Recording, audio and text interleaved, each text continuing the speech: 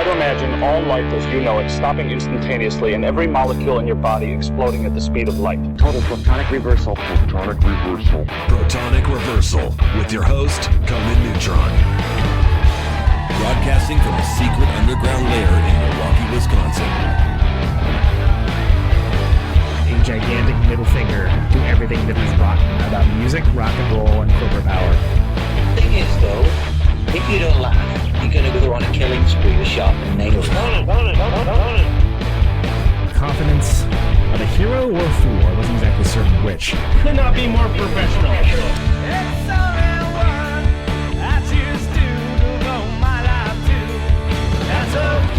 It means something. It means something.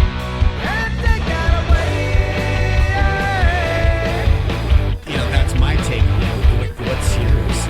Protonic Reversal! That's like a science thing, right? Indeed it is. Indeed it is. It's a science thing. It's a science place. It's a scientific fact that we are all up in your face. It is time once again for the one, the only Protonic Reversal. Welcome to it, and welcome to it. Tonight's special guest on a very special episode, Mr. Steve Pike of Exhalants, which I'm just going to welcome right now. Welcome to the show, dude. Glad to have you on. Thanks for having me. I think first, everyone's very excited, yes. My dog is very excited. Human, canine, everybody's very excited about Protonic Reversal. We all understand. Yeah. Sure. Thanks for coming on the show. You got a lot going on. This is true.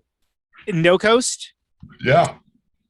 Which you played last year too, not on a day that I could go because we toured down to it. But and did you play the first one also? We if I remember did. We played the first one. And then Jeff asked us to come back for the second one. And then Jeff was announcing that he was doing it again in October. And it was funny because I just asked him, like, hey, what are the details of this? I'm interested. I want to come up. Yeah. And they're like, how about you guys just play? And we're like, all right. So, 3 years in a row. But I can't complain. Yes, but it's a fun time. I really enjoy it. Hold on a second. Yeah, that was definitely one of my most enjoyable show experiences last year. To be frank, it also was one of my only show experiences last year. But that was our last show we played. Was No Coast before it was a good time though. Yeah, it was great. Good community. All the bands were awesome. Yeah. It's and of course this year is even in COVID times even crazier. Like it's been like crazier, bigger in scope. There's a couple other bands that folks might know that are on there. Yeah. Former guest Hamilton. Yeah. Helmet is going to be playing, kind of a big deal. Yeah. Go ahead. Do you have anybody you're particularly excited about? Helmet definitely is going to be cool because last time I saw Helmet was like 8 or 9 years ago. And then Callanwald City is another one that I'm really, really excited to see. I mean, all the headliners, honestly, like Yacha as well. Chat Pile, because we didn't get to see him last year, and I've just loved that band to death. I'm also just excited to see all the friends that are going to be rolling through and playing, like Bummer's coming down. You got Moon Pussy coming down. We're fantastic. Yeah. Oh yeah, they're incredible. Easy Prey from Austin's coming up, which is awesome. And then also Grasshopper Lies Heavy from San Antonio. Yep. So it's like you get to see a lot of Texas homies, which is always great. Yeah, I mean the list just goes on. I'm just in awe of what Jeff and Reese were able to pull off this year. And it's been really cool being able to see them build this thing from the ground up over years and years, and kind of seeing like, yeah, we just want to make it this, just gathering, if you will, of, just weirdos and, people who like such niche, heavy, loud music. Freaks, nerds, and weirdos. Yeah, exactly. So, finally get to feel some camaraderie in the world. Lovers of the brutal and insane. Well, exactly. Yeah, and so it also just occurs to me that Exhalants just slots very nicely in with all of that, and that, and not just, and it feels to me it's not just in tone of music, but just in attitude and approach.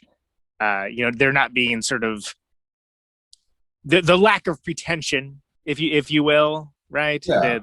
The dedication to the craft. I think these should be obvious things, but I'm here to assure you they certainly are not.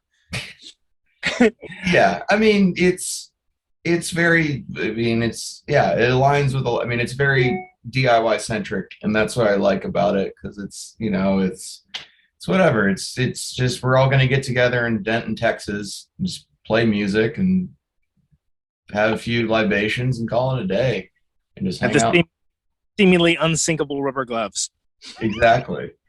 Which we all love. Yeah. So I want to talk about Atonement and specifically go into some details on it. But I figure what we'll do is we'll save that for a little bit. I kind of, if you're into it, we can do like a song by song. Okay. On it. Now, correct my personal timeline, because I kind of came to you guys a little bit later. But the first one is the self-titled in 2018. Is that right? That's correct. Yes, that was our first full length. And we released that. We weren't even a band for a year when we just wrote and released it. We just came out. We just wanted to come out swinging, and yeah, we were writing a lot. We released a demo, like a 5-song demo. That's kind of the way this band is operated, is just get it out, just write as much as we possibly can. And we haven't really taken that much time off. We took some time off last year just because of the pandemic, and everybody did. But yeah, so we just constantly wrote, and so we released the first one in 2018 of August, and then after that we did a split with Pinko. That's where you guys first came to my attention. Okay, cool.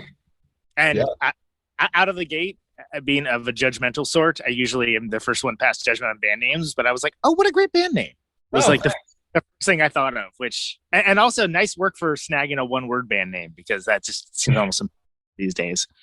Yeah, well, I wanted to be in a one-word band name because my band previous to Exhalants was Carl Sagan Skate Shoes, and I kind of got sick of just that whole jumble of words just coming together, and it just takes up too much room on bills. I was like, no, I just want it to be like short and sweet, to the point. That's it. We originally were going to call ourselves Inhalants, but there was an Austin garage rock band from the 90s with the same name. And a lot of those dudes would hang around our shows anyway. So it's like, we can't really, it's already been taken. It's already been done, especially in Austin. And then also come to find out that there's a Portland band called Inhalants as well. So I don't know. You're just like, well, what if we just made it Exhalants? And which I think personally is a little cooler too, because Inhalants is like, yeah, bro, Inhalants. Like, all right. Yeah. Like, yeah, we get it. You do Duster. All right, cool. Yeah. Like, get it. You vape. And I believe me, understand the pains of the sentence-long band name all too well. But I do remember being familiar with their band because I'm a big Carl Sagan fan. So I was like, oh shit, cool. There's a band that's like referencing Carl Sagan, their band name. Holy crap, I gotta check that out. So, but then again, if you're let's put it this way: if you're going after me as a target market, you're doing the wrong thing. So. Exhalants is way better. Did you have Yeah, I was gonna say, did you have an idea for sound of the band like early on? Like, were you like kind of like, well, I think we're gonna do this kind of thing. We're gonna operate in this territory, or did that kind of come with everybody getting together and grinding it out?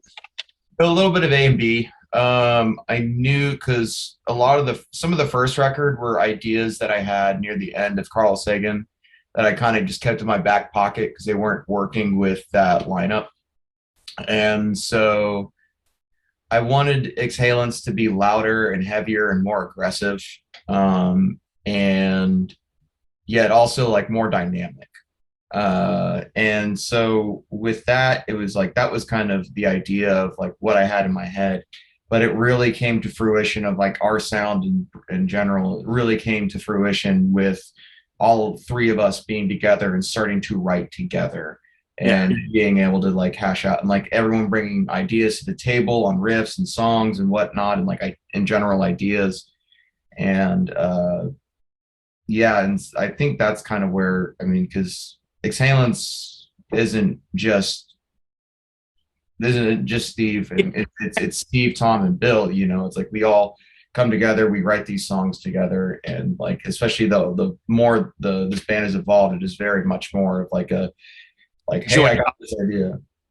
A joint effort, and it has that feel to it. It has that feel that it's not just like someone's passion project or anything along those lines. It's very much you can feel within the songs and within the structures the different things that people bring to the overall whole.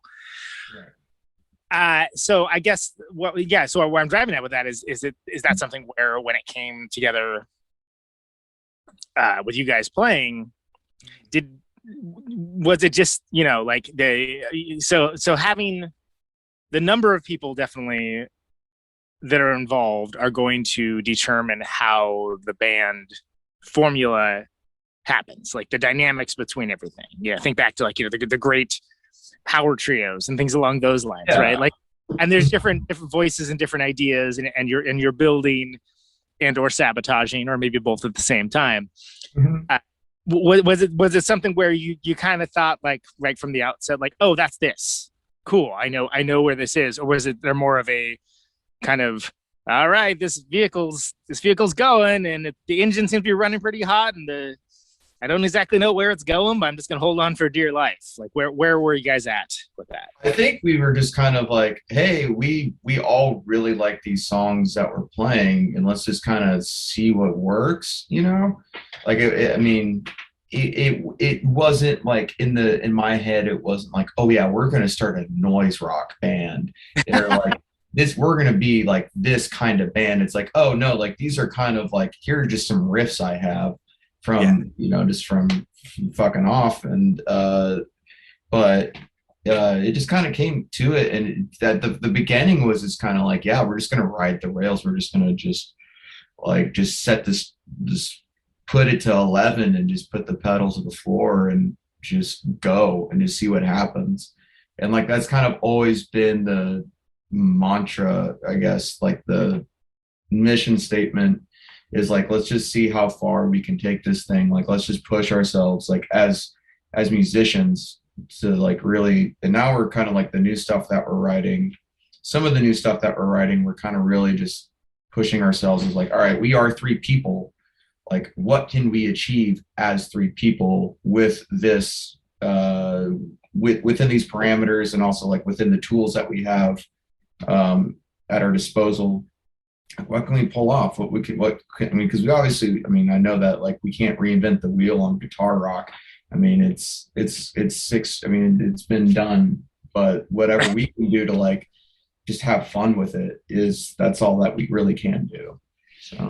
Well, and there's an infectious enthusiasm that comes off from the songs. And granted, while there's certain antecedents that you would say like, oh, if you like, you know, band X, Y, and Z, then you'll probably dig what Exhalants are throwing down. But it's not like it's reverential to the point of, you know, copyright infringement or anything along those lines. Like, you know, like for sure, I would say that like one of the first things when I heard your guitar playing, I was like, oh, these dudes probably have some unwound records. That's awesome. That's like one of my favorite bands of all time, and they don't like. There's not nearly enough bands that kind of like take what they did and put it different places. I mean, there's, you know, whatever first two Trail of the Dead records, you know, before they went whatever they went to with the prog stuff and whatnot. Like, no one knows. No one in Austin even knows. They're just like it's one of those things where like, you know, like we all, I mean, if you've lived in Austin long enough, it's like, yeah, you run into those dudes, or you've met them, or you've seen them on the show or whatever.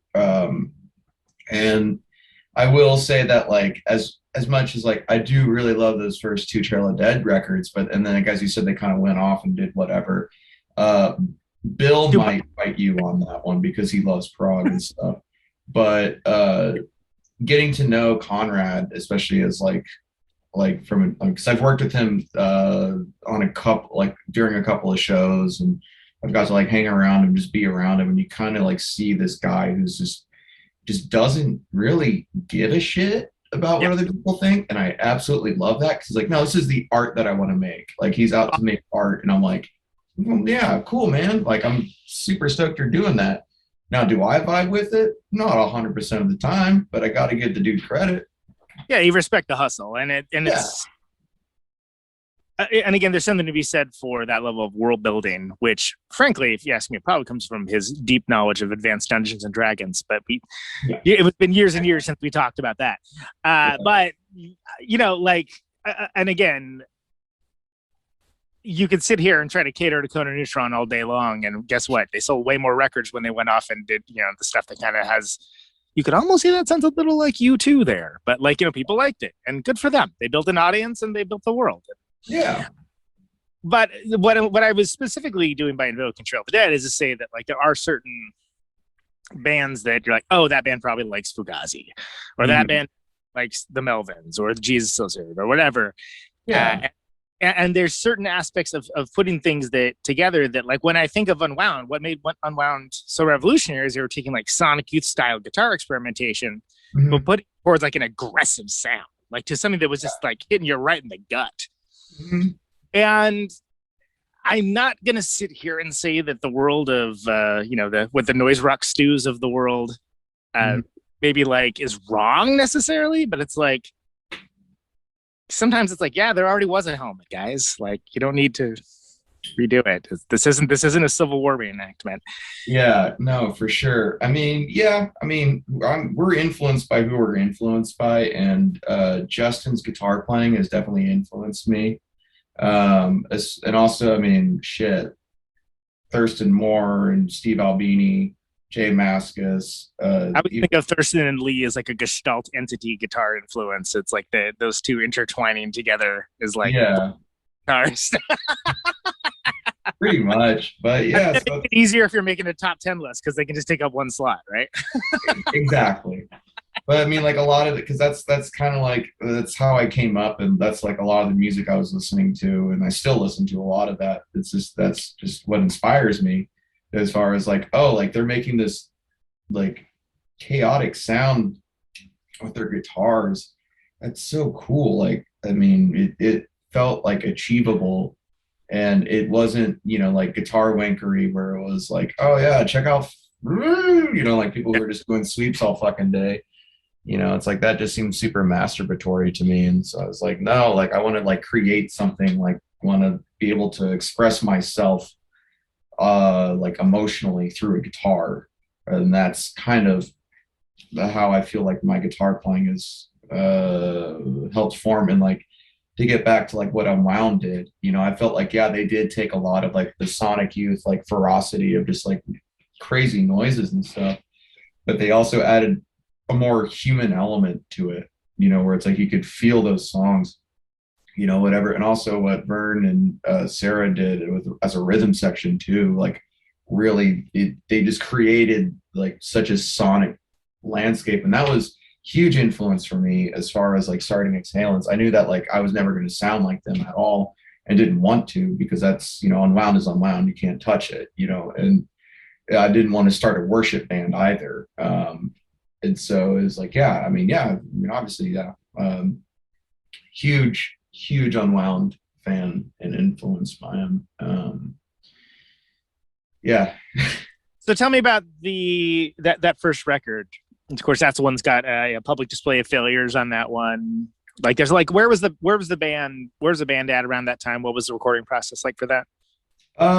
With the first record, shit. Taking it back a little bit. Yeah, I know. We were just hammering out songs, and just we were just on a steady train after the demo, and we decided all right, cool. We wanted to, because we didn't we wanted our first official release to be a full length. We didn't want an EP or a 7-inch. So we just had a demo tape, and then we're all right, we're gonna come out, we're gonna drop 10 songs, and people aren't gonna know what hit them, and that's kind of what we wanted to do. And I felt we achieved that. And with that, it was very much like, at first record, I feel like there's a lot more unwoundy and like a lot more like punk influence on that record, especially with Tom's drum playing. He, was playing in a lot of like hardcore bands at the time. It was just like, oh man, yeah, I just want to add this, and like we should just make this like this. And I was like, yeah, okay, cool. So it was like, like really sped up. And the more I look back, and then yeah, there's songs like Public Display of Failure where it was like trying to figure out like I wanted to write a song where like the main riff had harmonics in it, and just like trying like different ideas of like, what if I did this, or what if there was this. But I mean, what people always come back to on that record is like, everyone's like, oh man, if only, that's such a good song. And which is like, thank you. But yeah, that was also, which is so weird because that's like simplistic. It's a very simplistic song. Yeah, it's like one of the most just kind of, there's not a ton to it. There's it's just thing, right? Yeah, but people, I mean, and I have no problem with people liking it. It's a very honest and personal song about your will to live during depression. But it's just, I don't know. People really like, you never know what people are going to like. And that's the one that people really like. And that one, and then my personal favorite on there is like the last two tracks is just Punisher, and then I Will Take You to a Quiet Place. And Punishers is great because it's just mean, and it's a really good like set ender to us. And then I'll Take You to a Quiet Place, I was just listening to a bunch of Conan, and I was like, oh dude, what if we just made this like just super heavy, stupid, just like noisy song at the end. And then like, oh, also it would be funny is if we just like droned it out at the end, and then we put a lock groove on it. And so then like when people is listening to it on the record, it's just this droning out in like a dropped C the whole time. And people are like, what the fuck is that sound? That was kind of like the intent with ending it with that. And I think we played it live maybe once. And then, but it was funny because after we recorded that record, it was pretty much just like, cool, all right, we're done recording it, let's write more stuff, and then just like kept going, and that's what happened with like how we got those two songs for the Pinko split. And then we were also like unintentionally, we didn't even know it, we were writing Atonement at the same time as well. So did you, because you tracked that first record pretty quick, like it was not like a laborious, right? No, and that's not our, it was recorded in about, the whole thing was tracked in about 8 hours. So we went in there, just hammered out every song once or twice. We're just like, all right, cool. Like that's the song, move on. And then, so we tracked it all. And then I went in and just like, all right, gonna play more guitar, and layered it with guitar. And then I came in the next day and did vocals. So it was probably like all in all, maybe 10 hours. And we recorded it in this shack in Northeast Austin that our friend Ian was. He's no longer engineering anymore, but he recorded a lot of Austin bands. Like between like 2013 to about 2018 is like when he really recorded a lot of like good Austin punk bands. Like one of the reasons why I wanted to work with him so much is like, A, he was an engineer at Deerland, and then B, he recorded like he recorded three, huh? Yeah, I know what you're talking about now. Okay, right on. Yeah, he also recorded like 3 Spray Paint records, and Spray Paint was like probably my favorite band to come out of Austin in the past couple of years. So killer, that's awesome. So then the stuff that ended up on Pinko was kind of from that same grouping of songs in that same time period. A little bit after that, we went through some, it was recorded the record, and then, life happens, and yes, it does, sir. Yes, it does. And so some stuff changed in our social circle and stuff like that, and so then we just kind of went and wrote these other songs, and the Pinko stuff was written like I always considered that kind of like the gap between the first record and Atonement. It does seem like a joiner in that way, and the fact that it's sort of like, oh, that makes sense. Like it'll seem less jarring to go into Atonement if you know from that one. And like I said, that was the first one I actually heard, so I got to go back and then go forward. How'd you know those guys? Pinko? Shit. I've known those cats since like 2015. I think Carl Sagan played a show with them down in San Antonio, and then on top of that, they used to play in Austin a bunch too. And Tom knows Alex, their singer and guitar player, from back when he was in an old San Antonio screamo band called Sons, SOHNS, and they go back, like they go way back. And because Tom used to be in a band called Innards from Fort Worth, which was a pretty big Texas screamo band and everything. And so we have a lot of ties to that with Exhalants, and so that's where. And so we played. How the split came about, it was really funny because it was like right before we recorded the first record, we went and played a show in San Antonio with Pinko, and I think the Grasshopper Lies Heavy played that same show too. And so we played, and immediately after we were done, that was the first time they had seen us, and immediately afterwards, like, hey, we're gonna do a split together, and we were all just like, yeah, okay, cool, let's do it. Sometimes it's just as easy as that. Yeah, just do splits with your friends and just have fun with it. Why not? That's it sounds so easy when you say it like that. And yes, I heartily agree. Yeah. So then, so tell me about the live experiences, like playing in Exhalants. Do you find that for the most part? I mean, it seems you seem like a band that, like, most of the time you'll play whenever possible with like a friend's band or a band that you know that has some commonality of experience and community with you. So you're not necessarily walking into an adverse situation all the time. But have you had any fish out of water scenarios that you can recall worth with Exhalants? Absolutely. Yeah. We usually just try to play when we play locally. Pre-pandemic, obviously, we were always pretty against playing local only shows. Like, if it's just local bands only, because we're like, what's the point of this show? Like, why are we doing this? It's like, okay, so all these local people can just like sit around and watch us play music that we already do anyway. So it's like we only really played with touring bands. Because it's like, there's a reason for the show. Come out and like support the bands, and these are our friends, and like we want to put them on and have a good time with them and show them a good time. So it's like, and if it's better to do that when you're only playing out like, once a month to, however many, depending on what time of year it is, and try to get... People make excuses to go to it rather than make excuses to avoid it, for like bands that like overplay their towns, where it's like, what are you doing? Why are you doing that? Who's that for? Yeah, exactly. Like, what's the point? So you can play to nobody eventually? I don't know. It's like, I talk a lot of shit about it. I'm sorry. I've been in this town.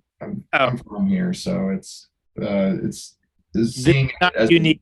Not unique to that town. Let's put it that way. Well, and this is a safe space to talk that trash. Because believe me, I probably said worse in passing. Yeah, probably, or for me too. But no, so anyways, I was like, yeah, like the whole point of playing locally is for us is to put on our friends and to show our friends a good time, to make sure that they get enough money so that they can go to the next town and play and continue on. Because that's the whole point, when to me, about like putting on for your friends, like, hey, we're going to help the homies out, because who knows? And like they do the same, and everybody, gets to keep this sustainable and enjoyable. Yeah, exactly. No one gets too burnt out on it, like, Yeah. But we've had some pretty funny shows that we've hopped on. The Dead Rider show was actually pretty funny to me because we got asked like 4 days before Dead Rider was coming through Austin, and there was no promotion for it. There was nothing. Like, we were just like, oh shit, Dead Rider, yeah, like I've seen him before, and at a smaller venue, and it's like the cats from US Maple. Fuck yeah, like this is gonna be tight. And lo and behold, it's one of those shows where they just kind of grabbed us at the last second, because we were also like a fairly young band at that point. So it's like no one really kind of knew who we were, but like we had like some clout. I mean, not a lot, but not enough to pull in enough people to come like fill out a 300 cap room for Dead Rider. Good luck finding any band that could do that on that short notice, especially, right? I mean, good luck. I mean, maybe Cherubs in town, but like that's about it. But yeah, it was just funny. So like we play, and the sound guy comes up and he's like, "Oh man, that was something." And I was like, "What do you mean?" He goes, "I don't know. You guys remind me of Loma Prieta." And I was like, "All right, thanks, man." And then like the other two bands are these like real like psychedelic. Or was that name of a band too? Huh? The Fault Line, Loma Prieta Fault Line, or the Screamo band, Loma Prieta. Oh, okay. So here's where we see. I'm from California. Okay. People say Loma Prieta, they mean the source of the earthquakes, which is the fault line that runs through California that puts many heavily populated areas in massive amounts of danger. So I wasn't aware there was a band that referenced that. Sorry. Oh no, that's fine. And so yeah, then we just the sound guy wasn't really into us. Always great. And none of the bands were into us as well. Todd was really nice though. I will say that. Like Todd was like he stepped out because we were the opener, and he grabbed food, and then he came back and like he's like, "Oh man, you guys finished up already?" We're like, "Yeah, man, we only played for like 20 minutes. That's kind of what we do." And he's like, "Oh damn it, all right, whatever." And so then they went up, and they were super nice. Another one that was, we were playing at a local club called Cheer Up Charlie's. And, yeah. We almost played there last time we came down. We probably should. Well, I'm really glad you didn't, because they hate loud music. Specifically loud rock music is what they're not a fan of. And so we hopped on a show with our friends from New York called Bethlehem Steel. Mm-hmm. And there was another band around town at the time called Mean Girls. And that's a good band. They were great. And then there was one other band, I forgot who was playing. But so it's like these like kind of like indie poppy, kind of pop punk and screamo vibes going on and stuff like that. And then we come on, and like the band before us played, and they were like, "Yeah, this is too loud." And they had combo amps, and we were just like, "Oh fuck." That's loud. And then the band on stage was just, everyone just started laughing because they'd all seen us play, and they're like, like, because cartoon drop on the brow, Yeah, exactly. Like, we play with two 412s and two 810s. Yeah. Like we bring our own PA system, and you have no idea what's coming, do you? Okay. Yeah. And so we go up there, and like we load all this stuff up there, and the sound guy doesn't say anything. And I was like, I hope he doesn't think that these are like just dummy cabs or something. Like, we're actually going to use these. We didn't just lug around this bullshit for fun. We just like moving heavy things, really. Yeah. And so that was the first time I think I learned how to like talk to a sound guy about playing in small rooms. Mm-hmm. So I went up to him and I was like, "Hey man," because I started thinking about like, all right, how would I run this? Like, how would I work this scenario? If I was approached with a small room with a loud ass band, what am I going to do? Well, first off, I'm not going to mic the guitar or the bass cabs, because those are going to be louder than my PA. What's the point? Yeah, like what's the point of also putting them in there? So I just told him like, "Hey man, just focus on the drums and my vocal that's it, you'll be fine. And even then, the club owner was pissed, like that we were playing that loud. And I told the song, I was like, tell your club owner it's only gonna be for 35 minutes. It's only gonna be 35 minutes of that, and then you'll be done for the rest of the fucking night. And you can deal with it. You guys booked us. We already know we're not getting paid. So like just deal with it. Tell the .com next door to chill out. Yeah, exactly. And so we are from inside sources, Exhalants is banned from playing Cheer Up Charlie's because we are too loud. We are uncompromisingly too loud. So, I mean, it's like you don't have to like or respect the vision to understand that there's a vision. And I think the fact that this idea that some folks have that, oh, well, you're doing that wrong. Like that's an incorrect way of doing things. That always kind of blows my mind. It's like, aren't you running a fucking club? Like what kind of thing? The blues band? Like, what? I mean, okay. But if you actually have touring bands, like really? Yeah, I mean, you know what? Like, it's their club. They can run it however they want. And word gets around. But now, like, since then, from what I've heard, is like they're not going to be doing live bands. They're just going to be doing DJs. I mean, for them, right? They're making more money, so. Yeah, I mean, and also it kind of caters a little bit better to the community that they serve. They because they're like a pretty premier like LGBTQA plus club, like centered club, and so the DJ thing really works for them. And then also there's like a lot. That's what a lot of clubs are doing downtown right now in Austin. Is like they're just focusing on DJs. There's a couple of clubs that are opening back up with music, but it's slowly but surely. But from what I've heard, is like the bands thing at Cheer Up Charlie's is going to be like kind of a little more rare. A little bit more rare, yeah, or a little more toned down bands. Like you're not going to be singing. You're not going to be like Gloss played at Cheer Ups. Gloss did a show at Cheer Ups, and that was legendary because it just went off. They played out, so they have an outside stage too, which is where honestly we should have been playing just for the sound. Been a better experience for everybody, if so, right? Yeah, but Gloss played, and it was just. I only saw pictures. I didn't go, but it was just insane from what I saw and heard. Like a bunch of stuff got broken, like just punk kids being punk kids, I mean, that's just which happened. Yeah. And then after that, they're like, no more punk shows here ever again. It's like, all right. I mean, but there are like punks who identify as like what you're catering to, and like they feel safer playing in this space, but sure, well, and there's a lot of ways to go with that, but the idea that someone's cultural identity for sexual orientation somehow with listening experience is insanely reductive and insulting. And it is.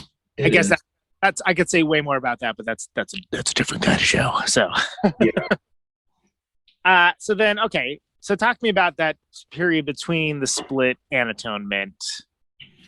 What were you guys up to during that point? I mean, I think that's it's no secret that I'm a huge fan. I mean, I put it on the best of the year list for that year, which was last year.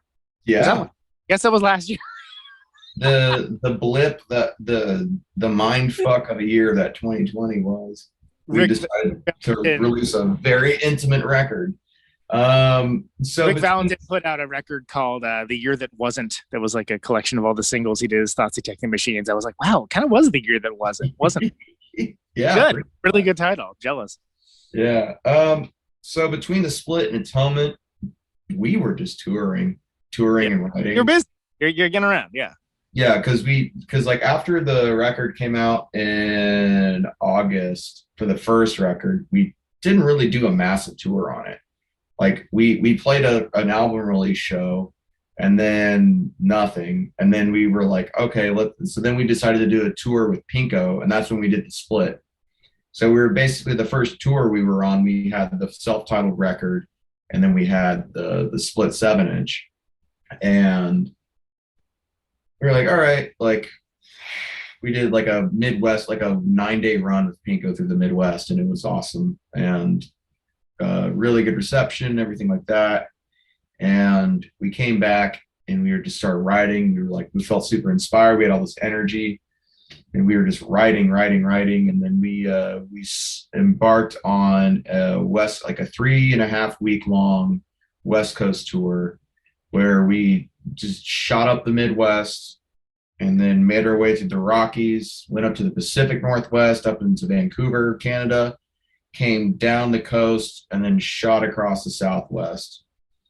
And like the first half of Atonement was like written by then.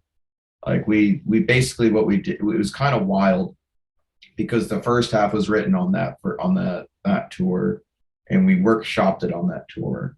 And then the second half was written on our winter tour, which was we started that tour with Life in Vacuum from Canada. Oh yeah. I'm familiar with those guys. Yeah. And so we did like 4 dates in Texas, shot up to the Midwest, and then headed east and did an East Coast run, and then came back. And that was like about 3 weeks. And so we kind of just did it just to say like, hey, we did a West Coast and an East Coast tour all in the same year, and we're in Texas. And that's a big deal because getting anywhere outside of Texas takes a long fucking time. And so, yeah, so then we came back, and then we finished up writing that record. And then that was November, December, and then January of 2020 is when we really started finishing writing that record. And then we basically, I think we only played stuff off of Atonement at that No Coast that year. And then after No Coast, the next week, we went and recorded it at our practice space.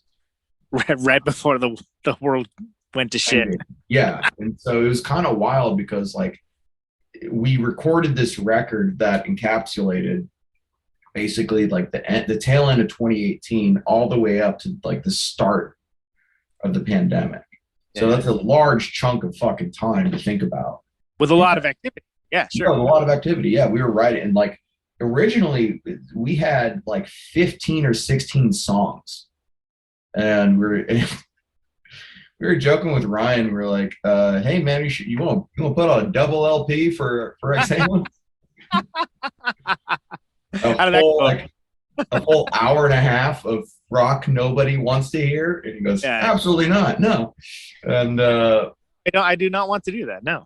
No, that sounds like a gigantic waste of money. And so yeah, we demoed out the record first. So it was about 15 or 16 songs. And we're like, fuck, we got to cut this down. So we cut it down to 11. And we're like, all right, cool. And after we recorded it, we kind of sat with it, but we were like, shit, we have an hour's worth of music. We can't put an hour's worth of music on one single LP. We got to cut this down. And so we cut it down to 40 minutes because we wanted to leave Lake Song on there. So it was 9 songs total. which takes up a lot of retail space on a record. It was great. I mean, without Lake Song though, that record would be 30 minutes. So right. But it also would be a different record. So it would be. So I'm not. Yeah, it's happy. A lot of stuff happened. During that writing period, I guess to backtrack, so that's the very abridged version of just very overall view. There's a lot that happened in there. On the West Coast tour, we were talking to several different labels about putting out our next record. We had talked to Rainer from Learning Curve. Who? Yeah, exactly. We love them, of course. Yeah, of course. I was kind of oh shit, this would be really cool. Ryan from Hex, Dan Golden from Exploding in Sound, and then also the Flenser was kind of talking to us for a second too. Yeah, they were just kind of starting to spin up and do some cool stuff. First thing I think I saw was maybe the Tunnel did some stuff with them, if I'm trying to remember. But I was like, okay, cool. Right on. Yeah, that experience was kind of weird too, because I kind of feel because at that time too, right before that tour happened, I got asked to join Street Sex to play guitar with them. And they were on the Flenser, and they were kind of hey, you should check out Steve's band. He's about to join our band. And so they checked us out and they were like, hey, you guys are really good. And they were talking to us and spraying at the same time. And apparently they didn't go with us because they didn't like our image or lack thereof. I was like, all right, cool, man. Like you want what do you say to that? I mean, that's, yeah. Okay. Well, hey, man, like, cool. You want to cater to edgy, depressed goth kids? Go for it. Like, yeah, and I guess there is a certain aesthetic that goes with that. I mean, there is, and like, I'm just talking shit, but like, I like some of the stuff that they put out, but yeah, for the most part, it's a very pretentious label, which kind of doesn't fit in with what we do. It wouldn't be the first choice I would think of for you guys, but yeah. Yeah, and so like Hex just, I mean, Ryan came to our Portland and our Seattle show and was very animate about putting out our second record. It was like, hey, like he emailed us before the tour and then he showed up to both Portland and Seattle dates. And I was kind of blown away by that, being like, big deal for the Northwest. That doesn't really happen that often. That's not, this guy followed us to like see, because he lives in Portland. Like I knew that, but then he followed us to Seattle. Like, all right, he drove through Tacoma traffic to go see you guys. Exactly. Love.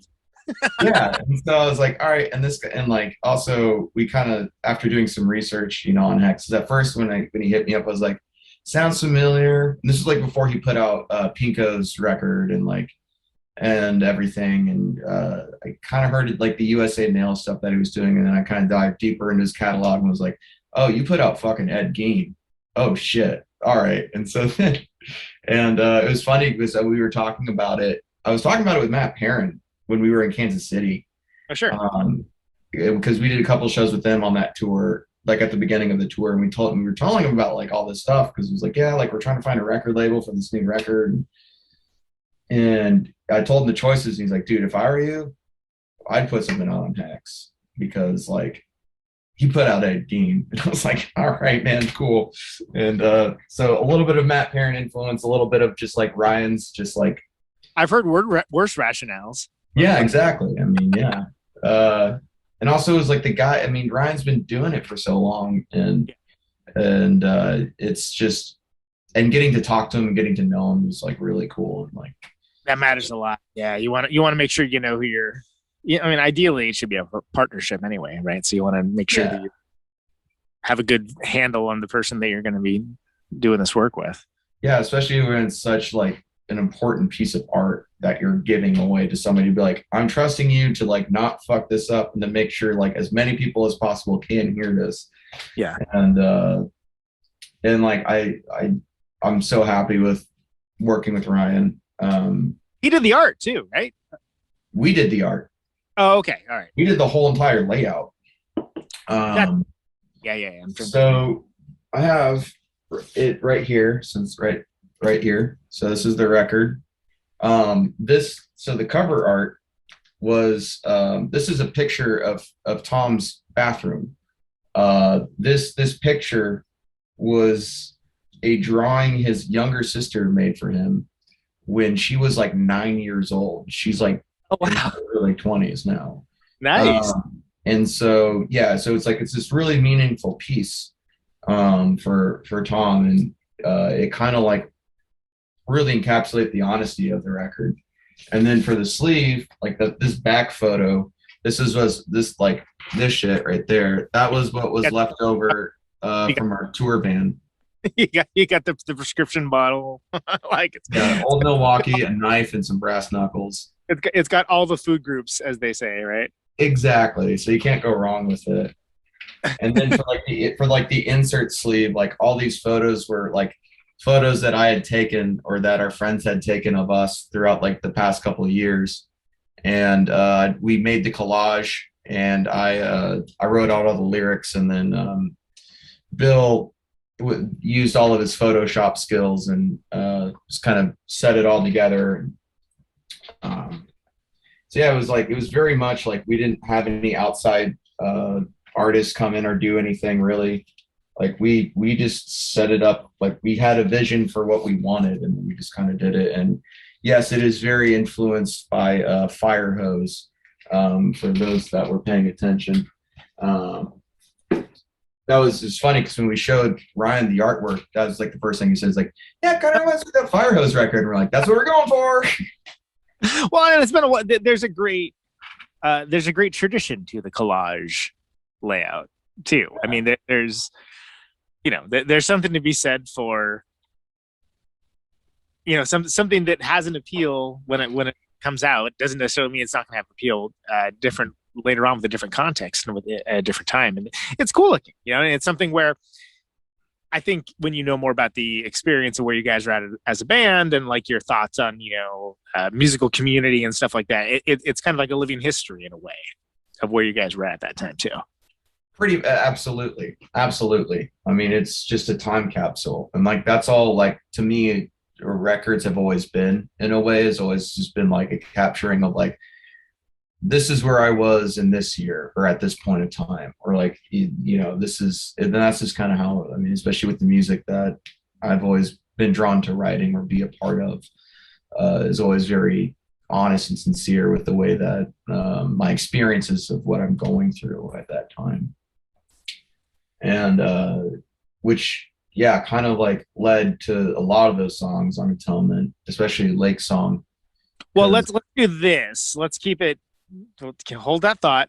Let's go through it sequentially. So basically, This is something I do. I normally do this when I have folks on and it's a new record. I understand that this is a record that came out last year, but whatever. I'm calling a mulligan on this, and it also just took me forever to actually remember to schedule you on the show. So my bad for that. But fine. So we'll just go through each song. If you have any specific ideas, memories, whether it's recording, lyric writing, arrangement, where the title from, any of that kind of stuff, just lay it on us and tell us about it. It's okay also if there isn't anything, you don't have to make anything up or anything along those lines. But let's just go from the top, which is The Thorn You Carry in Your Side. Thorn You Carry in Your Side. That was a riff that Bill brought, the main riff Bill brought to the group, because he's like, hey, I've had this riff in my head for a couple of days. And then I kind of took it and bastardized it and made it and then added in the real clean part. And just went home. Like, it was one of those things where it's like we were kind of fucking around with it at practice, and I just went home and just like almost finished the whole fucking song. Wow. I mean, I bet from like some other parts in the song, but like a lot of like the meat and stuff like that. That time, it also, like, I was really, really into sumac at that time too. So I was like really interested in just like the way that Aaron Turner's guitar playing, especially on the Deal. That record. So I was listening to a lot of that at the time, and also just wanted to like, I was like, I want it to be heavy, but I don't want it just to be like dumb caveman riff, like heavy, like yeah. I want there to be some substance to it as well. And so that was kind of the idea behind a lot of that. And like there was a lot of different influences from sumac and Slint and Burnt Skull and like a couple of other bands, and just like wanted to sing a song. I mean, a lot of my songs are about just mental health and whatnot, and just kind of being dealing with the struggles of that, and just kind of getting through them, but also at the same time like trying to find a way out of them in a positive light. And yeah, that's in I kind of ripped off the title from the Sun song. I think it's on White. Oh, which one is it? I'm gonna look this up. I'm gonna look like a total Sun poster. All you metalheads can call me out on it. I don't really care. But it's like on one of their early records. I think it's on this one. Well, and you have I always attributed to Sonic Youth, but I guess it's a Byron Goley, the YR year, the year. Yeah. Yes, absolutely. I've been doing that since I was a teenager and got to Sonic Youth. I was like, this is cool. And then I'm like, oh, this is a habit. Yeah. Like, oh man, people think I'm dumb. Shit. All right, whatever. Yeah, I think I don't want to misattribute it, but I originally attributed it to Sonic Youth because that's how I know it from. But Mhm. I don't know. I gotta be careful. I gotta be careful because this is where we get YouTube comments. I'm not interested in it. So That's fair. I want to say there was like a thing. Tim Summer, that's who it was. There's a pretty cool article that I read about this. Mhm. And actually, it was like from 2018, but there's a whole story behind it. But whatever, that's not your story. So we're not. I'm basically just buying you time to look up that song that you felt it was important to reference. So Yeah, so the song is on White One. And so the shaving of the horn that speared you is the name of that song. And so the thorn that you carry in your side, like that's kind of my paying homage to that, to Stephen O'Malley and Greg Anderson. Nice. Was there? Did you know from the jump that was going to be the kickoff song? Did you have a feeling for that, or was that something that came later with sequencing? I don't know. I can't remember, honestly. I think Bill was always like very adamant about having us start with that song. And I always thought of it because like we never started any of our sets with that song. We always built into that song because it would give us a break, but it kind of like once we like sequenced it out, it really worked because it kind of ran the gambit of like everything you were going to expect from that record was in one song. And then it just takes you. So yeah, and it's strong opener. Comes in like a lion, but it's not overwhelmingly so. Mm-hmm. And if it is, it's the right kind of overwhelming. Yeah. So that's the thorn you carry in your side. Mm-hmm. Next up is Bang. This is the second song. Bang. This song, again, listening to a lot of Sumac. Just trying to write just real heavy, just fucking heavy riffs. I just remember just kind of sitting there and learning how to play one of their songs, and then was just like, oh, okay. Like once I just kind of started figuring out like kind of like the different tricks, if you will, that like Aaron Turner does, or a lot of like the hammer on and pull off stuff that he does. Granted, he's like in a completely different tuning. I was like, oh, okay, like what if I just started fucking around with this and then just like kind of added my own flair to it. And yeah, so that main section, and I don't know, it was just all just like, let's just make it like a fast, heavy song. And then like the middle skronky section, we were on tour talking about like writing and stuff like that.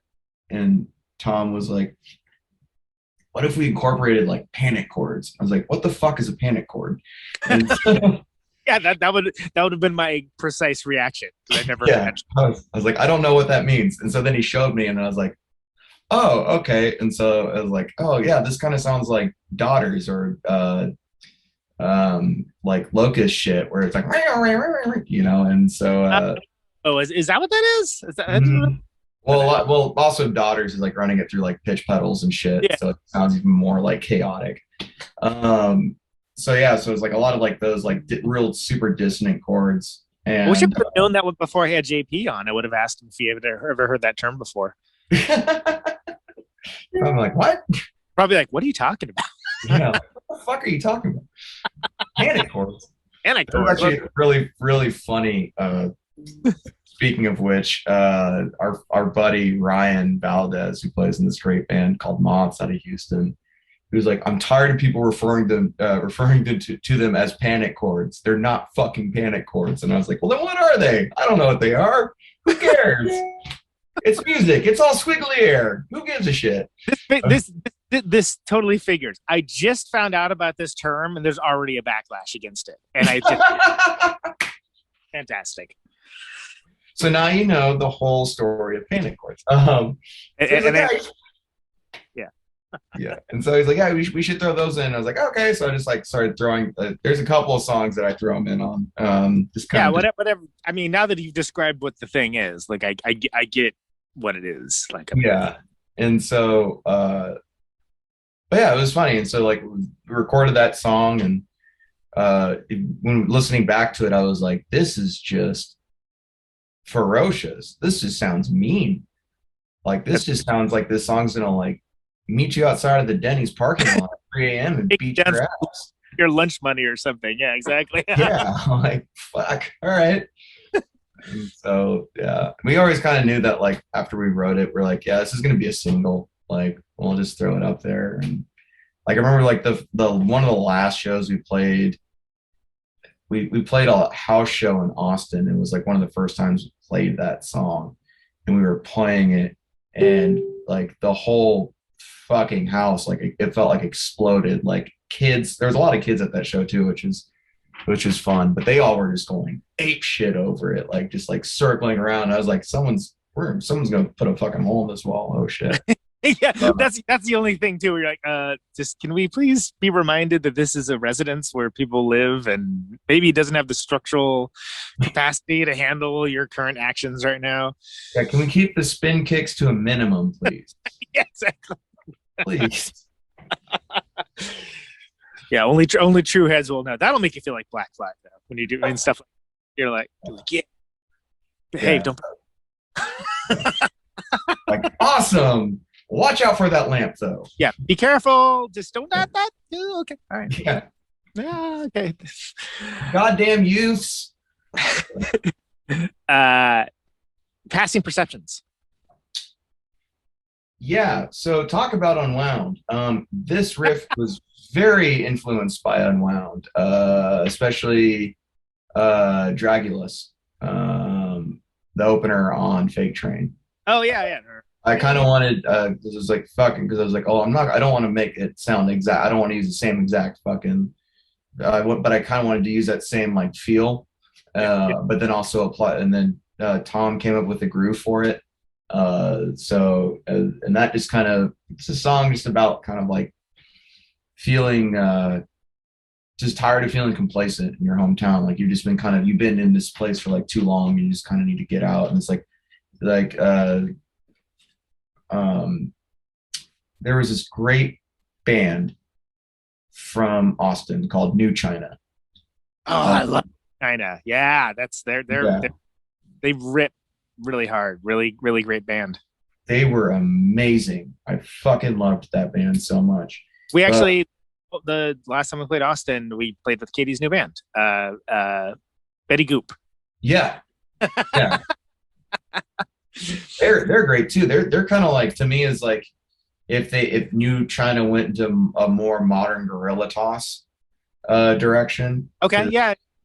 New China definitely had a more kind of frantic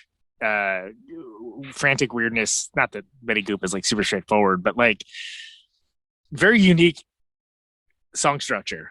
Mm-hmm. Very unique band, which is why I loved them so much, because they were just like chaotic but very fun and poppy at the same time. Totally. I think that has to deal with a lot of like Katie's obsession with like K-pop and stuff like that. Yeah. And that was something that when I learned more about that, I'm like, oh, now this makes a little more sense, because before it was like, You're like, what are they going for? But anyway. I like it. Don't get me wrong, but what's happening? Yeah. Yeah, for sure. But there was a line that she wrote. I forget what New China song, but it always got stuck in my head, and it was "Change my perception, but the scene stays the same." And so it kind of like worked with that idea as far as like, hey, like no matter where I move to in this town, no matter like where I wake up, it's still the same fucking town. It's always like, yeah, I can move to a new place and be excited, but at the end of the day, it's still this place, and so it's just like, it's kind of like getting through day by day of just dealing with that stuff. And so a lot of like with that, and like also we were kind of trying to, especially with the song structure, I remember that one was like, we really spent time like working on that one and coming up with just that one I remember vividly working together on, especially like that end part of like all those like those the progressions at the end and just like kind of having more of like a Chavez feel to it, or trying to have like a Chavez feel to it, but also like there's some, to me it was like too naked Chavez. Like some parts of like the upstrokes that I'm doing like remind me of like David's guitar playing at times, and then also with like the heavy meaty chords, just trying to do more Chavez-y things. But yeah. Definitions. This is a real personal song. This is the first song I wrote for who is now my wife. And Tom and I, while Bill was like in the bathroom or something, started messing around with that opening riff, and just keeping it real slow. We tried just keeping the song slow, but we just were like, all right, this is just, it's fine, but it needs something else. And so we decided to like speed it up and kind of give it like a little bit more like start it slow, but then like kind of build it up to this up tempo thing. And then we were also eating a lot of weed chocolates at the time too. And we noticed that whenever we do that, we end up writing a lot of shoegazy sounding stuff. So like the end of that song where like the chorus just kind of builds into that just like final, where I'm just literally playing I'm just strumming on the same fucking chord for like a minute and a half. Yeah, it's real hypnotic. Just blaze out of our fucking minds. Like, man, this sounds so fucking cool. All right, yeah. And listen to it, we're like, yeah, it actually does sound pretty cool. And then Bill is like, no, I'm gonna make this super. I want to, mess with this. Like, Steve, you keep playing that, but I'm gonna do these bass. Like, we're gonna come in and just like kind of keep doing this, just creating this wall of sound and really letting the rhythm drive. And that's kind of where it comes in. And also, we were talking about earlier about like what you can do with a 3-piece. Is like sometimes like with a guitar oriented band, the guitar doesn't always have to be the lead. You can just sit there and just make sound and let the rhythm section really carry the song. And I feel like a lot of people get lost in that, where it's like, no, like you can just, as a guitar player, especially as a guitar player, it's like you can set your ego aside for like a couple of minutes and just kind of take a back seat and just hang out, let them push the song forward, and you just create texture. It's all about like what are you doing with the guitar, and like how are you utilizing it as far as that's concerned. So in scenes.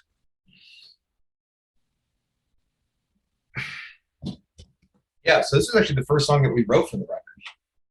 Really? Believe it or not. We wrote this about the same time that we recorded those Pinko split songs at the end of 2018.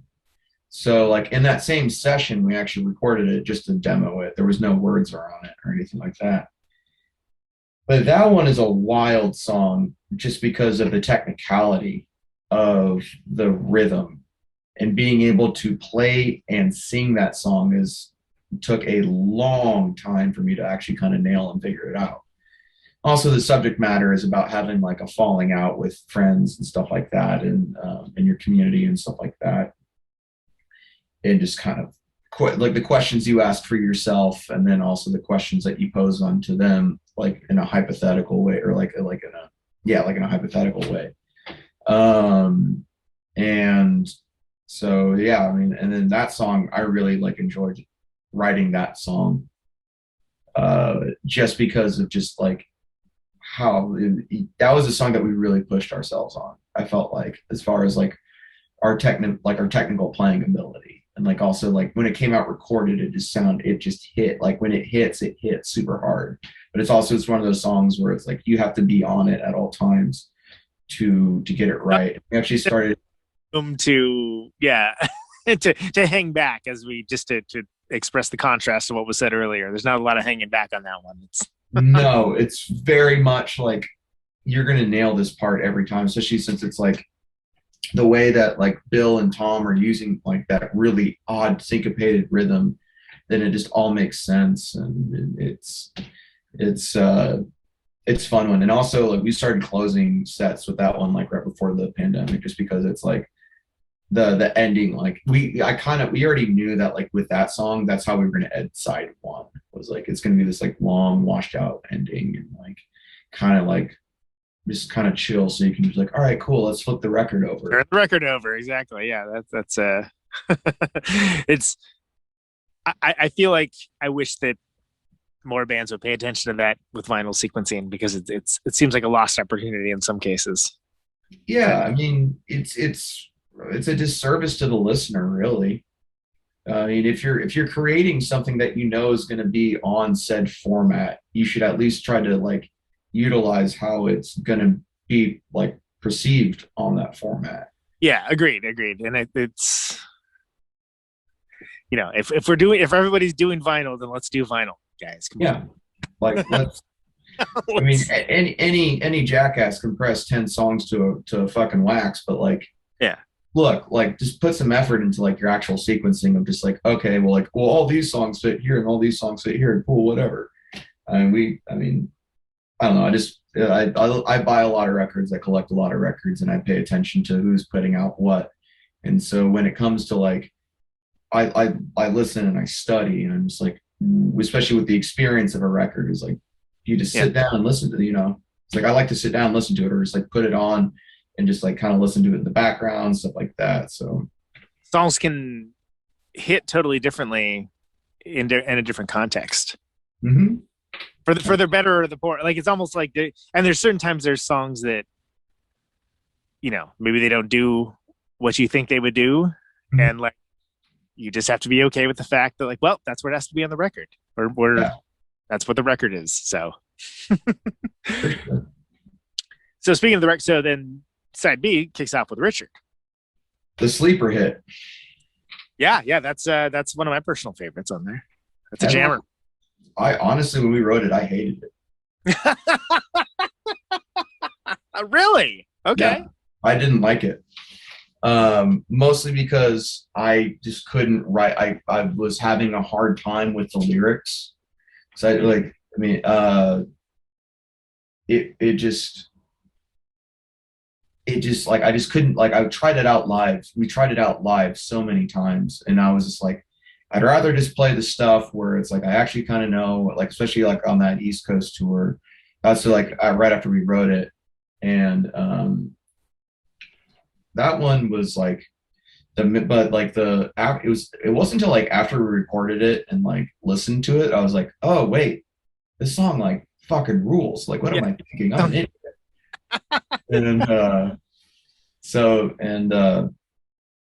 I've had that riff that just that one's, hey, this is pretty good. You know, this is pretty good. And it was like looking at you like you're an idiot. It's like, oh yeah, okay, sorry. Oops, sorry. Guess I put the AAA ball. Sorry. Yeah, it wasn't. Yeah, and then like because those lyrics, like I had the opening line in mind. Like I always knew like that, like the first two lines were already written like in my head of like what I was going to. But then like everything else on that recording is like I just made it up on the spot. But it was like all just like very centered around a single person who fucked over a lot of people in this town, and fucked over a large swath of the punk and rock and underground community as well. So I wrote a song about him.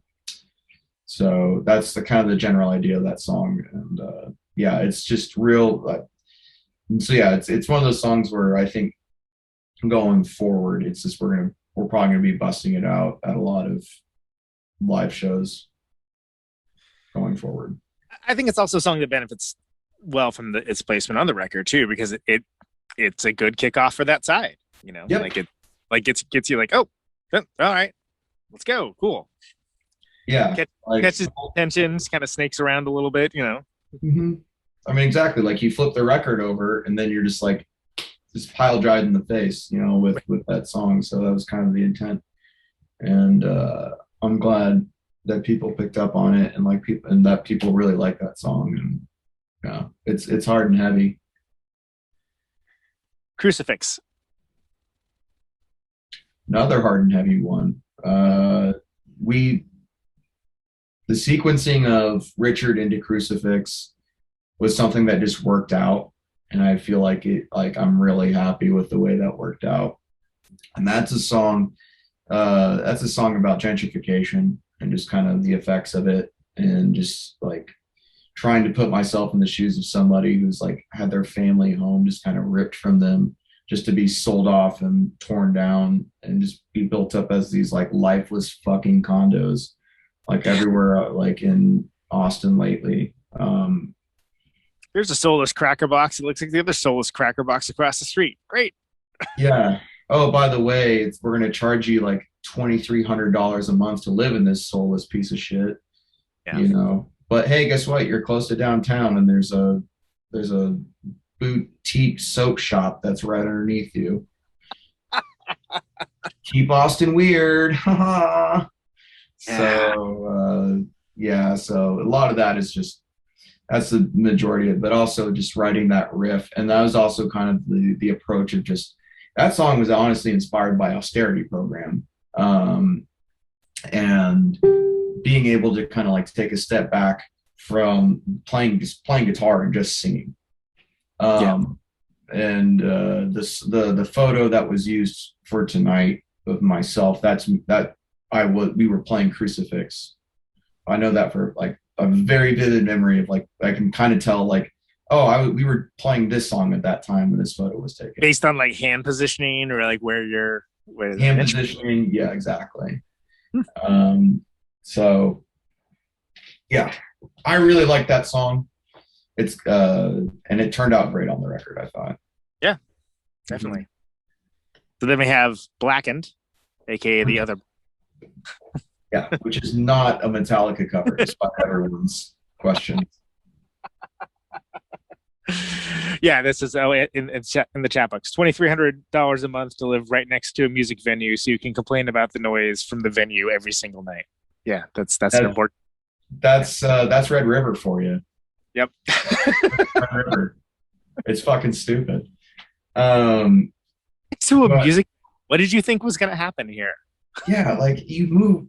Do you not see the stage outside of your fucking window? You jackass. Did you think that was decorative? Like what? Did you think it was like for planters? Like you put plants on there? Like what did you think that was? Yeah, it's a farce. People make money off of stupid people in this town. It's just about everywhere. I mean, just about everywhere. But having right after No Coast last year, we played Austin, and it was the first time I've been in Austin in a while, and it was much more pronounced than even like a few years before, where I was like, wow, this is like. And then we hung out with a friend who basically spent most of the night telling me and aggressively telling me in detail all the different ways that 100% of that was, that was a correct assumption. And I was like, well, it's not hard to see. It's just kind of a drag that, being like taken over by the Borg. I mean, San Francisco's the same way. I kind of got that vibe from San Francisco when I went there for the first time. Whereas like there's like pockets of actual history there. Yeah. And for the most part, it's like, oh fuck, like like Silicon Valley came in and did a number on this, and that's what's happening here now. I mean, just with Tesla and Apple and all that. Was very familiar when I went to Austin. When we went to Austin last time, I was like, oh, it's happening here now, huh? And that's why I left the Bay. I mean, I'm Oakland, not SF, but it's like I didn't leave Oakland because I hated the Bay Area. Went because it's like, oh, we could spend every dollar we have just to keep our head above water day after day, or we could go somewhere else. So, and it sucks. It's such a bummer, and it's a bummer to see. And I don't know who it's for, except for when I do know who it's for, and then it's like, oh, I hate you. Yeah, you are the problem. Like, you son of a bitch. Yeah. But look, let's get back to songs. Blackened. Tell me about Blackened. This isn't the gentrification hour. Let's go. Well, yeah, that's what Crucifix is for. Just go listen to that song and repeat. You're set. Covered. Exactly. Yeah. Blackened. This was one of the last songs we wrote for the record. that and Lake Song were like the two last songs that we wrote for the record. And this was very much another unwoundy but make it heavier sort of song that I wanted to do. Had the main riff in mind, and it's like I worked on that riff the whole entire time, like on all my off time on our East Coast tour. I just worked on that song and Lake Song back to back, and I'm happy with how it turned out. And the lyrics too was pretty much all written on the spot, like written in the booth, like just kind of like, this is what I'm gonna say, and I was like, oh, okay, that makes sense and kind of conveys what I'm feeling right now. So it's just kind of like, you know, hiding from your pain, and then at the end just embracing it. And it's a very just whenever I listen to it, it make like sometimes whenever I listen back to it, like I'm just like, oh shit, yeah, like I was in a gnarly spot when I wrote this, like, and you can tell. So did you have like did you know how like the inflection or how it was going to be sung and didn't have the words, or was it all just kind of straight from the union subconscious? I had the inflection down, and I had most of it mapped out in my head as far as like how I wanted to do some of this stuff at practice, and also we played it out live a couple of times. Like there's a video of us playing it at No Coast on YouTube, and yeah, it was, I don't know. I mean, I tried to discern whatever lyrics I could from that and then put it into the record. Yeah, it's kind of tough to kind of talk about, not because of like the subject matter of it, just because it's like I just don't really know what else to say about it. That's fine. I mean, look, they don't all have to be novellas, you know. Like it's okay to leave a little mystery on the table, even if it's a mystery to yourself sometimes too. It's okay. So then that brings us to the epic Lake Song, which is closes the record. Definitive statement song of sorts, a ride, if you will. I mean, what you got? Cello. There's like trumpet. Like it gets baroque without feeling baroque, which is always the key. Yeah, that song is fucking insane to me to think about. Like the fact, like I listen to that song sometimes, I'm like, I can't believe we fucking wrote this shit. It definitely seems like you snuck some trigonometry into the algebra class for sure. Of like, whoa, okay. Yeah. we got mathy with it, but after the West Coast tour, before the East Coast tour, my wife and I moved out to Spicewood, Texas, which is about 40 minutes west, so about 32 miles west of Austin. So I was living outside of the city, and we were living on a lake out there, and it was very lonely. It was a very isolating and lonely experience. Yeah. Just because it's like, oh, like all this excitement and all my friends around me are like gone, and but it was good because the good part of it was the growth in the relationship I had with my wife, and really just being able to like focus on that and really just kind of hone down on a home life and just kind of building from that. And so, yeah, it's called Lake Song just because I was staring at the lake and wrote the riff, and then I just never came up with a different title for it. So there's that. Well, it works. I mean, it's got that spacious sort of feel, so it's not like it's completely like an outlier or anything. Yeah. But the lyrics itself, it's the second song on the record that's dedicated to my wife, and it's about being away from your partner, being away from the one that you love for like long periods of time. So it's basically like, for me, I said it in a setting of like a sailor lost at sea, and but in reality, I was just on tour on a highway where I knew exactly where I was going, so I wasn't lost at all. But one can have those feelings even if It's not Yeah. literal, right? It could be I a mean, fake. no one wants to hear about a guy in the back of a van for fucking 8 hours a day, you know? Hitting the road again. Exactly. We already got shitty country music for that. So, but yeah. Tour is hard. We get it, Seeger. Thanks.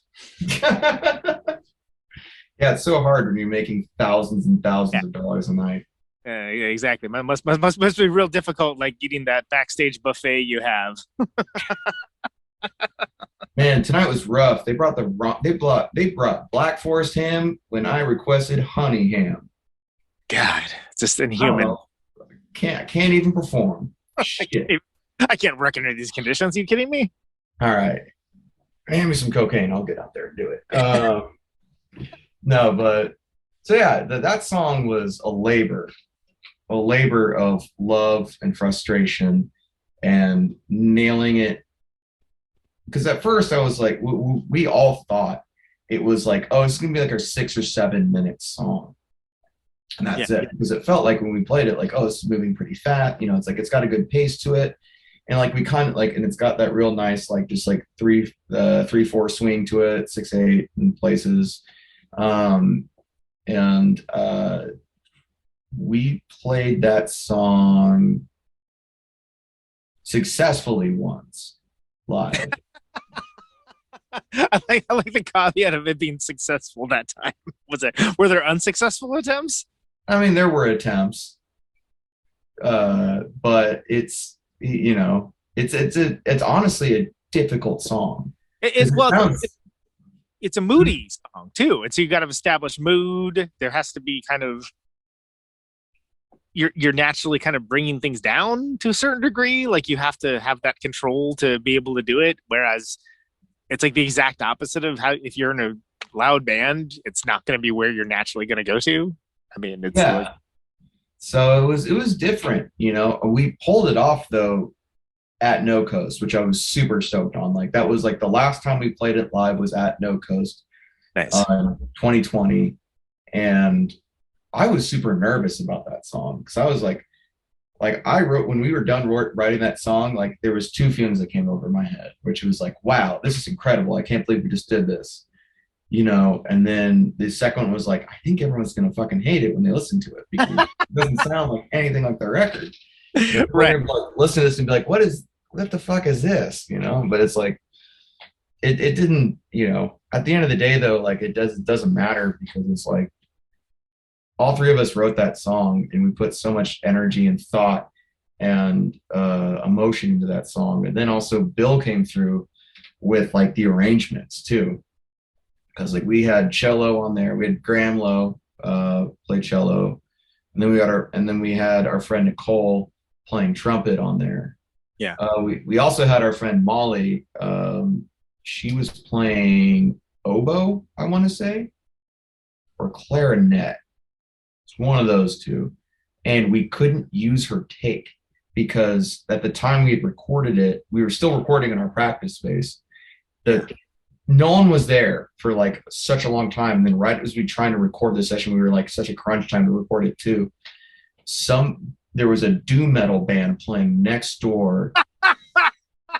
And the low end bleed was coming through the mix from next fucking, and we couldn't use it. We just straight up like could not use it because it was just like there was still just like, you know, like underneath it. It was like, because when we were mixing it, we were like, oh fuck, like, oh, we need that. We like all the frequencies that we cut out. It was just like, oh shit, like it sounds awful. It sounds like not what you want it to be when you get rid of all them.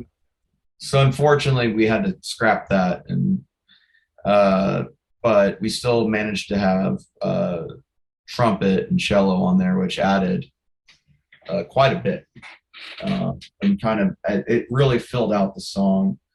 And yeah, so it was funny because when we got done recording it, like as I said, it was like, yeah, like this is gonna be like 6.5, maybe 7, and then we're like 9.5 fucking minutes. Holy shit! Like, yeah, we pulled a Marky Moon. Yeah, you know, like holy fuck, man, what are we, television? God damn. Yeah. But no, I was really happy with it. And like obviously that one is like very obviously like influenced, honestly, by Slint and Shellac, and June of 44, a lot of June of 44, just because I love that band a lot. Yeah, great. Really, like anything that Jeff Mueller has touched, I'm like, oh, this is good. I like it a lot. But yeah, that's pretty much everything like on Atonement.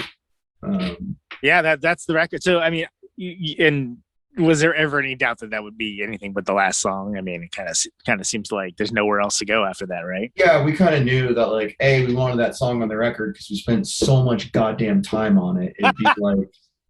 It'd be infuriating if we spent all this time on this one song and they were like, you know what, just scrap it. And so we decided to we were like, we always knew like this is how we're gonna close the record. Yeah. And so it came out to 9 songs, and it was like the runtime on it's 40 minutes, which might be long to some people, but those some people I don't think really are Exhalants fans to begin with. So, well, it's it's like, all right, the last song, sure, you could play a Minute Man EP during the course of it, but I mean, like, whatever what to do, you could play a whole, like, you could play almost all of Canada songs by Daughters through that last song. If you feel so inclined, I don't know if anyone's looking for that mashup, but you could. Yeah. I mean, if anybody does that, that'd be interesting. I will ship them a free shirt and a free record, a mashup of Canada songs, all of Canada songs with Lake Song. I will give you free Exhalants merch. And I'll slip in a $20 bill for your time as well. Canonate Lenina songs. I don't know. Canna Lake songs. Yeah. You could do the thing where you take the words and you make a sniglet of them. Yeah, exactly. Right? Is that Rich Little? Jesus, where am I pulling this from? But, yeah, there you go. Challenge. Here, gauntlet thrown down. There you go. Send it. DM the band page if you ever do it actually, and I will uphold my end of the bargain. Did you originally, were you going to, like, when that record came out? I mean, 2020 is sort of, every album is a COVID album to a certain degree, but was it meant to come out when it came out? Yes and no. It was meant to come out in 2020. That was the deal that we had. And that was like kind of what we had in our head. And especially when we recorded it, like late February, early March, we didn't know. I mean, no one knew how long this thing was going to last. And initially it was like, 2 weeks, and we're like, a couple of months. Yeah. Sure. By the time it comes out in September, everything will be great, And, exactly. No, I've newsflash, asshole. It never got great. we'll make up the dates in July. Yeah, no, you won't. Yeah, like nope, that's not happening. Oh, that music festival you think you're having in July? You think that's safe? So yeah, it's just kind of weird, just doing it because we couldn't tour on it. Yeah, we couldn't play out on it. We did a live stream, which turned out, honestly, I thought turned out pretty good. And then, yeah, it's, I don't know. But it's not, I wouldn't call it like a COVID album per se, just because it was before COVID hit. But I mean, it just, the fact it was released in like the lost year, the year that wasn't. Rick Valentine. Yeah, that wasn't. And I felt like a lot of the feelings that I was feeling during that time, I think some people still related to them, especially during that time. And it kind of put a different spin on a lot of the stuff that I was writing about, like looking back and writing about it. It's like it brought me back to those memories of when we were writing those songs, playing them live. But then also it kind of puts new meaning on it when you're releasing it at such a weird time in world history. Yeah, I mean, it's just sort of like I remember there was like a time of just being like, well, I mean, what the hell? What like everything is chaos, so everything will just be screaming skull on fire, flying around the room all the time. Like, you think it's going to get any better? It probably isn't. Like, either way. My life is a Doom level, essentially. Yeah, you know. Yeah. Hey guys, we have a new wreck. Yeah. Boot up the old DOS X, and then we're gonna play some Doom. The RPG. Oh. Yeah, exactly. So, and then, well, and you also released that thing from the Atlanta 529. You released that. Yeah, the live set. That was. I was really surprised about how that came out, because that was Bill basically took care of all that. Like, that guy had messaged us like after that tour, right? And was like, "Hey, I recorded this set. I was wondering like if y'all wanted it or something, or like." He just kind of did it without asking. Yeah. And we were just kind of like, "Is this kind of a scam that he's trying to run? Like, what's going on? Like, wire me the money, and then we'll." Yeah. And then I was like. And then he actually sent music, and we're like, "Oh no, you actually did record that set. What the fuck?" And so like we went, and so Bill was kind of like, because I was just going through too much shit, and I was like in charge of doing all the mail order and like getting stuff ready, like doing all the PR, like helping Ryan with the PR shit for Atonement. I was like, "Bill, please take care of this. I can't do everything." He's like, "Yeah, sure, I'll take care of it." And he took care of it, and it turned out really cool. So he was like basically the guy who was just in communication with Bill the whole entire time, and then we were talking about putting it out and just being like, why not? I mean, and so we decided just digital only. Like, I don't want to deal with tapes or CDs or anything like that for it. It's a live set, and we'll just put it out on a Bandcamp Friday and just use that money and donate it to charity. And so, yeah, we're still donating money to the Sims Foundation here in Austin for that release. And for those who aren't aware of what Sims does, is they provide mental health services for Austin musicians, because we're all broke. Usually we're jobs that just don't provide that kind of care or provide insurance for us. So having a resource like that valuable is very crucial. So we're big advocates for Sims. I like that, the specificity of that too. Uh-huh. There's something to be said for, the big names always get I'll donate to this cause or that cause, when it's like, no, this is it's like the charity equivalent of that Kids in the Hall brain candy thing. No, you don't understand. This is a pill that gives worms to ex-girlfriends. You guys just don't get it. Well, could it be given to ex-boyfriends too? No. Not what this does. So but doing charitable work that, helps people's lives instead of giving worms to give them worms. Yeah, I don't know which one's better, but that's up for a debate. The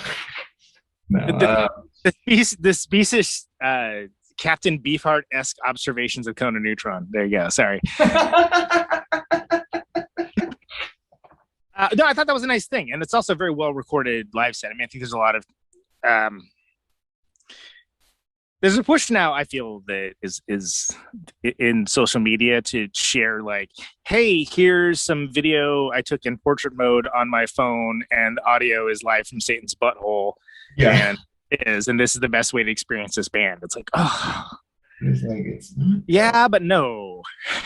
Yeah. Also, like, live recordings, I mean, you do bring up a really good point, especially with live recordings and live records and such like that, because it's because I started thinking about it the other, like, when we were working on that, I was thinking about it. It was like, man, there used to be like so many like old rock bands that just were used to like release live recordings as a record, being like, like, hey, this whole live set, we're just gonna, here it is. And so I wish more bands would do that now, but also it's cumbersome and expensive. And B, with like social media, especially, like, everybody has a camera with a microphone on it. I mean, sometimes the quality is good on it, sometimes it's garbage. It's just depending. Every once that's good. Yes, I agree. Yeah. So it's like you can kind of like get some sort of variant of like an experience, like a little taste of an experience of like a show or like a band. and but listening, like actually wanting to sit down and listen to like a live set from a band, I think is pretty pretty important these days, especially during that time when like You can't have, we couldn't have live shows. It was like, well, why not just release like a live record or like a live recording of a set that we did in Atlanta of an exceptional, a pretty really fun show. Like that was our first time ever. That was my first time ever in Atlanta, and I met Jared for the first time in person. Jared from Nah, at that show. Oh yeah, of course, yeah. And Amanda was there too from Nah, and they just came from band practice, and we're at that show, and they were some very, very nice people, very sweet people. Nice and folks. Jared does amazing work for his community. Oh yeah, he's relentless, dude. I love it. Yeah, he's amazing. And but yeah, it was just, and also it was funny because a deer horse was also there that night because they were tracking demos in Atlanta that same night. Like, cool. Yeah, we're just gonna come hang by. We're gonna come swing by. And we're like, oh, cool. Yeah. So we just like all hung out together and had a few drinks, and it was fun. So Steve, this has been awesome. Thank you so much for spending so much time with me and going into such deep songs and being on the show. Thanks for having me. Should have done it a long time ago, but you're on now. Last thing, it's the only canned question I ever ask. Okay. And choose to interpret it however you like. Okay. Why do you do what you do?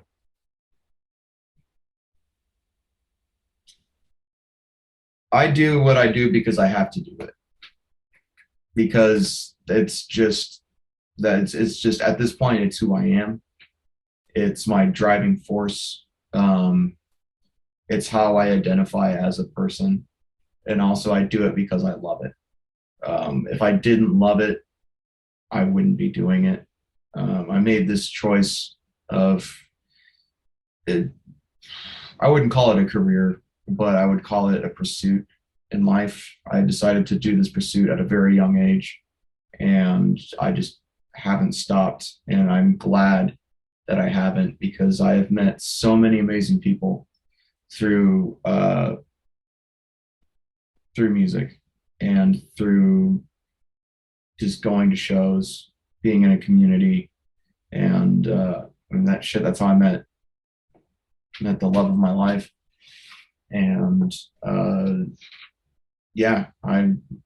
I hold no regrets for what I do, and I wouldn't have it any different. And Steve. I hope, yeah, of course. Thanks for having me. Take care, brother. All right, I'll see you around.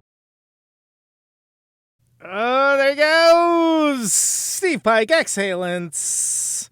Let's listen to a song.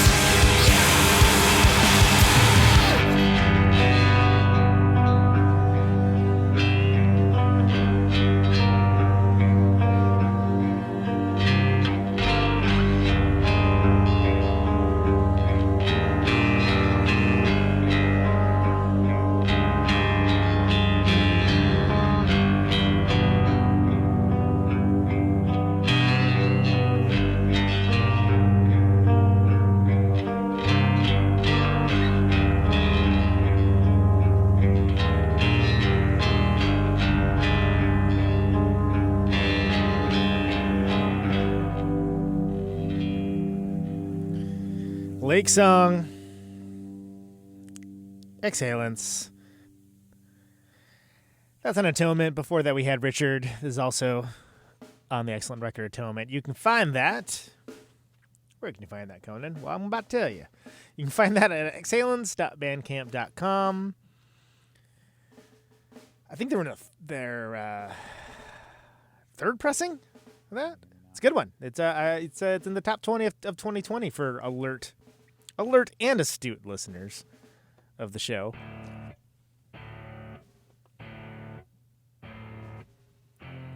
Yeah, so there you go. Thanks for listening, everybody. That was Steve Pike from Exhalants. Pleasure to have him on the air. And thank you for listening to this show, which is called Conan Neutron's Protonic Reversal. This show airs on Radio Nope. Thursdays, 8 Eastern, 7 Central, 6 Mountain, 5 Pacific. Say yes to Nope. Archives at ProtonicReversal.com. Always free. No ads, no sponsors, no kidding. As we come to the close of our broadcast day. If you like the show and you want to get episodes sooner, $1 a month on Patreon.com. Patreon.com/Protonic Reversal will get you there. Signing off.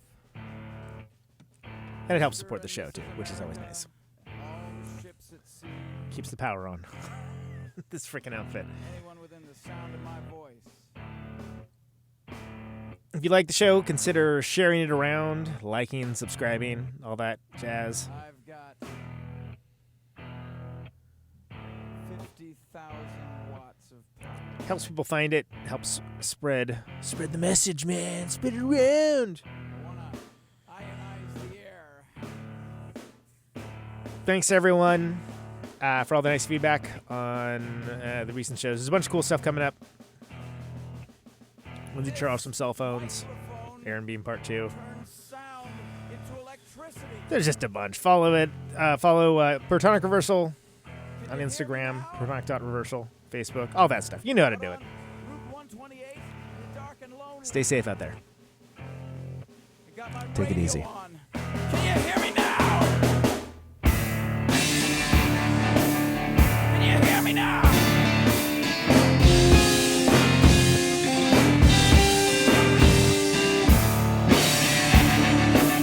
Can you hear me now?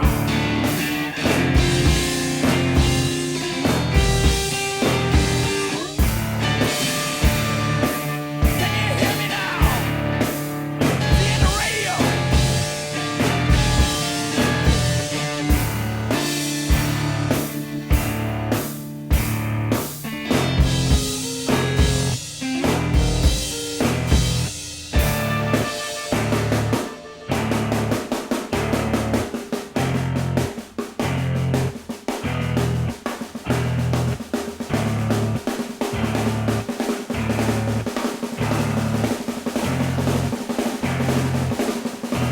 And that snare drum and that drum roll means we've got a winner.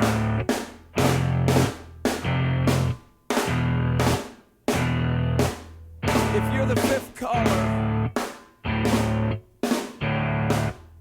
or any caller at all,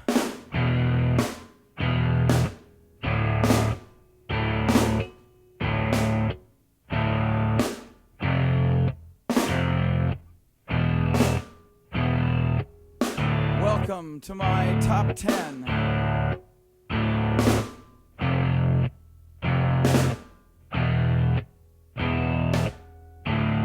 I'd like to thank our sponsor.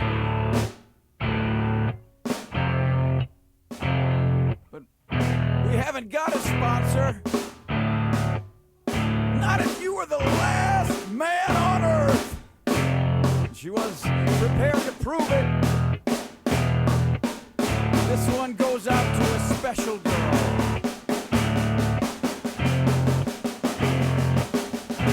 But there is no special girl.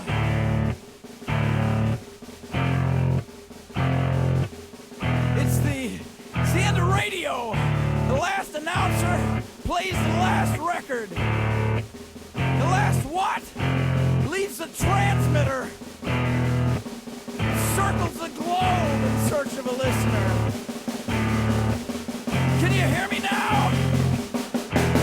Can you hear me now?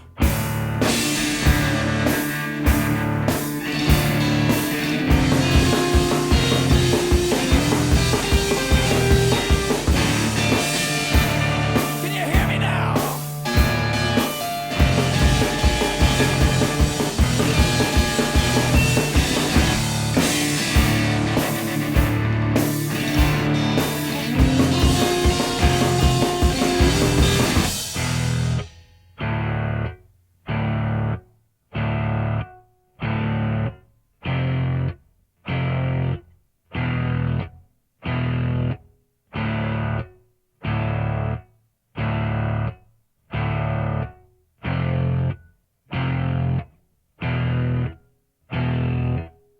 Is it really broadcasting if there's no one there to receive? It's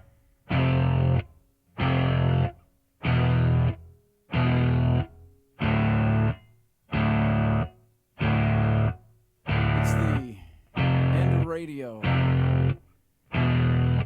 As we come to the close of our broadcast day,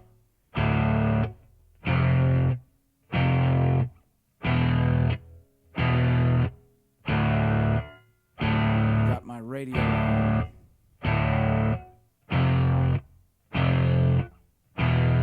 Can you hear me now? Can you hear me now?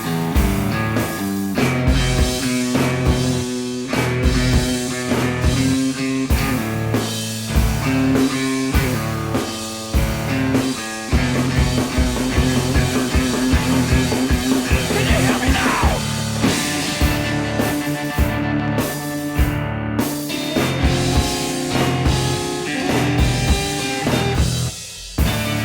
you hear me now?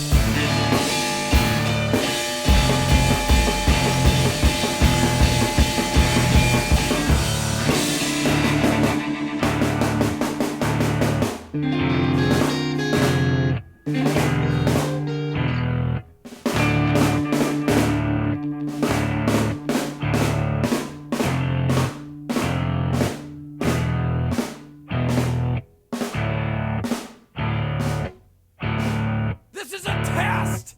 If this had been a real emergency,